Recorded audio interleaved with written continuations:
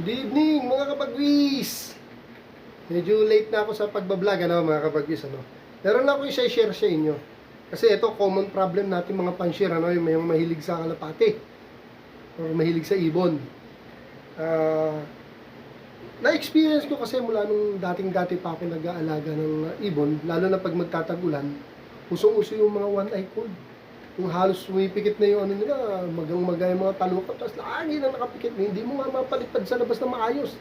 Dahil nagbababad sila sa bubong ng may bubong dahil may mga nararamdaman niya. So kung ano-anong gamot ginagamit ko noon,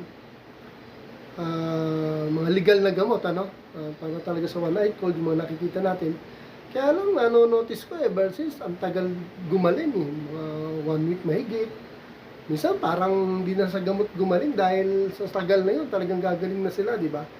So hanggang sa mga henerasyon na paulit-ulit ako nagkakalapati, titigil kalapati, talagang kalaban natin mga one-eye cold.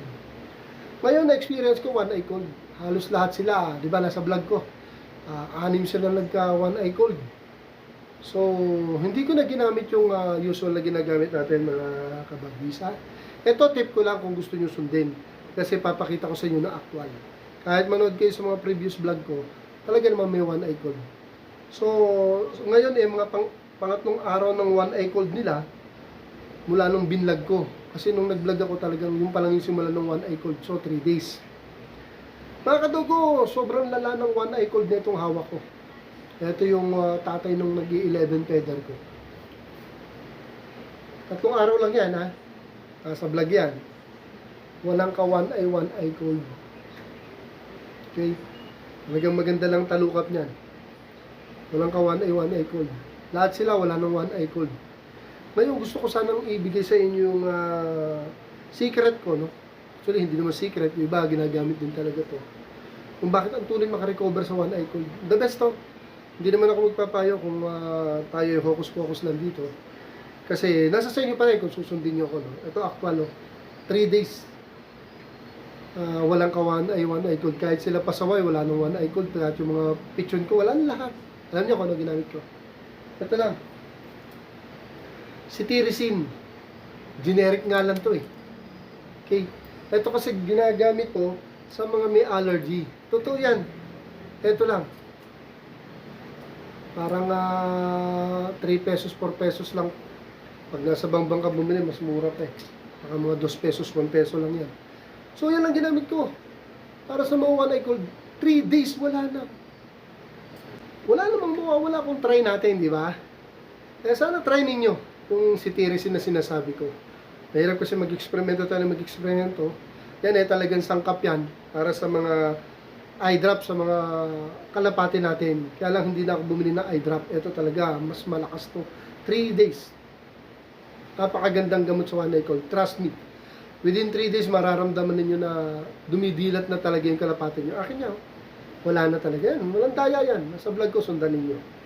Hindi ko naman pwedeng dayain na magaling na siya. Diba?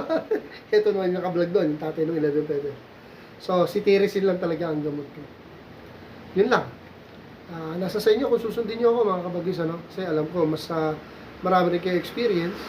At may gamot naman talaga para sa one-eye cold. Pero sana pakinggan nyo itong sinabi ko, di ba? Ang tagal gumaling sa gamot na yun. Minsan lagpas pa nga ng 1 week. So parang hindi siya gumagaling sa gamot na yun. Mukhang natural lang na gumaling dahil sa tagal. Pero ito 3 days. Lahat sila. May one-eye cold, mga nakaganon yan. Tapos pag nakakulong, hindi bumabalik. Ngayon pala may mga one-eye cold. Matatamlay kaya nagbababad sa bubong. Ngayon wala na. Mahuhusay na sila. Yan live na live.